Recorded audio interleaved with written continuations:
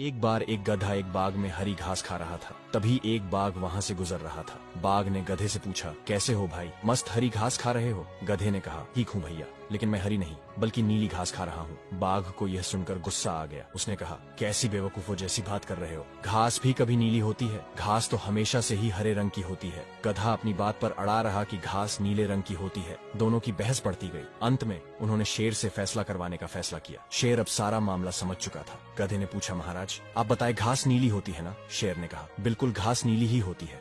गधा बाद से बोला, देखा मैं तो पहले ही कह रहा था कि घास नीली होती है। और गधा खुशी खुशी वहाँ से चला गया। अब बाघ शेर से बोला, महाराज क्या घास सचमुच नीली होती है?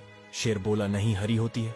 बाघ ने कहा, फिर आपने उस मूर्ख गधे को समझाया क्यों नहीं? शेर मुस्कुराते हुए बोला, जब तुम जानते हो कि वह मूर्ख है तो उसको मेरे या तुम्हारे समझाने से कोई फर्क नहीं पड़ता, क्योंकि वह हमारी बात कभी नहीं समझेगा, बल्कि वह हमको अपने स्तर पर ले जाकर अपनी बात सच साबित कर